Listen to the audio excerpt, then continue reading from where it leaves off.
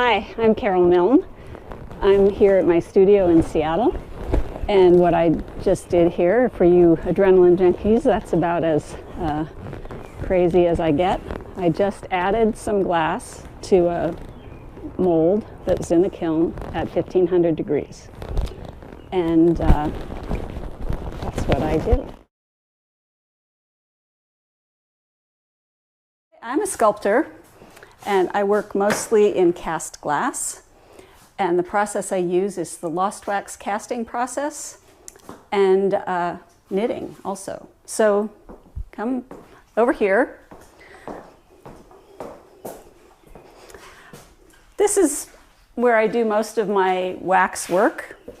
What I do, I can't knit with the wax directly. It comes in long strands of different dimensions.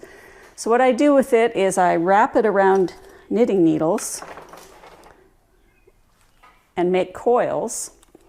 And then I open up the coils and I knit them together by hand. So here's, just interlock by hand.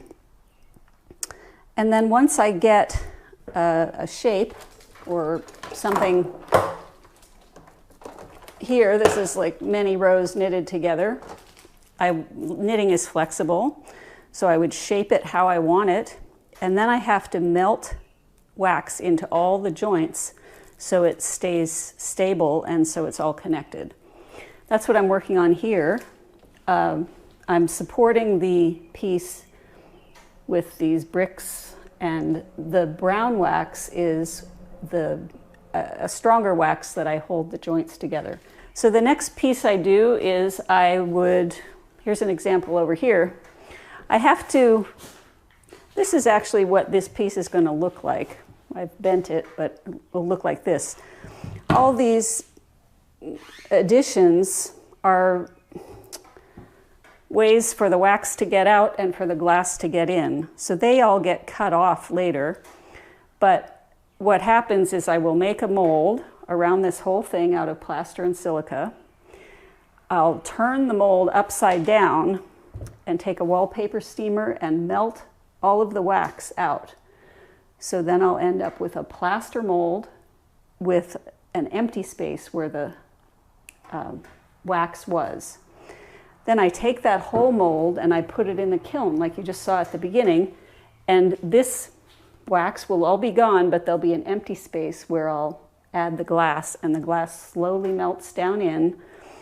And then once it's been in there for long enough, which is usually 4 or 5 days, sometimes longer, I will take the mold out of the kiln, break off the plaster to reveal the glass inside.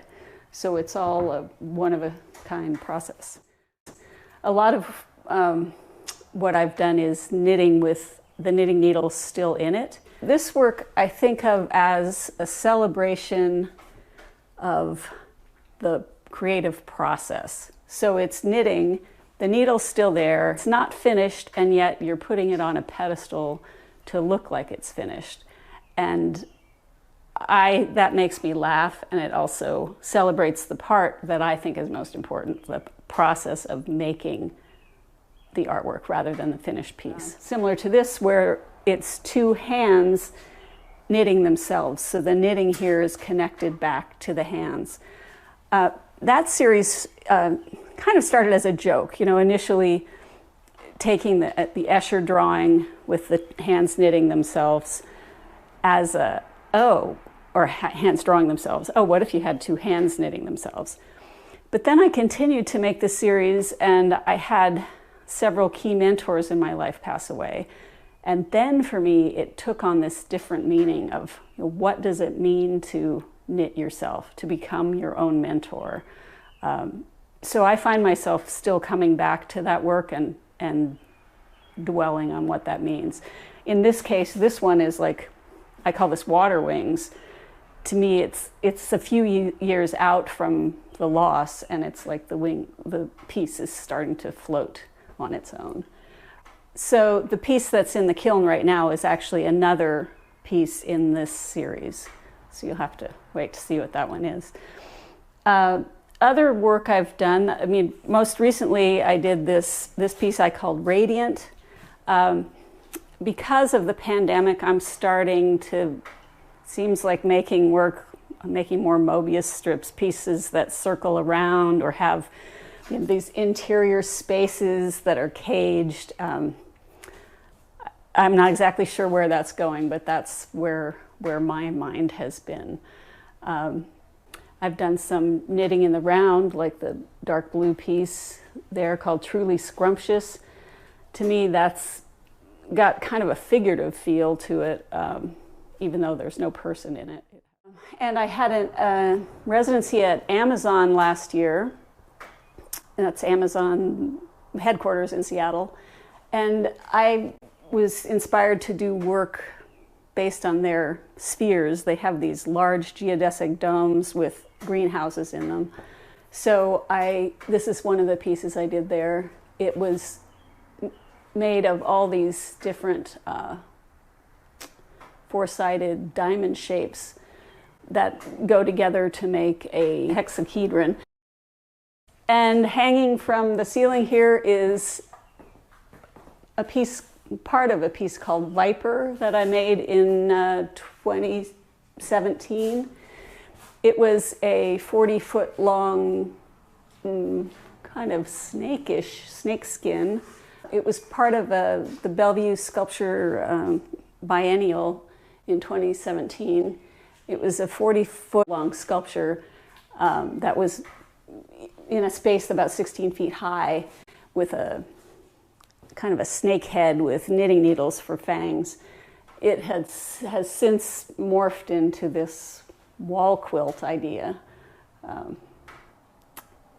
those are based on a knitting technique called entrelac, where you have apple core shapes that fit together and change directions.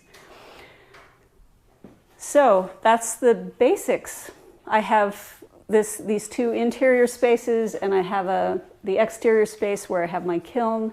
And because the climate is fairly mild here, I do a lot of my messy work outside, mold making and cleanup and such.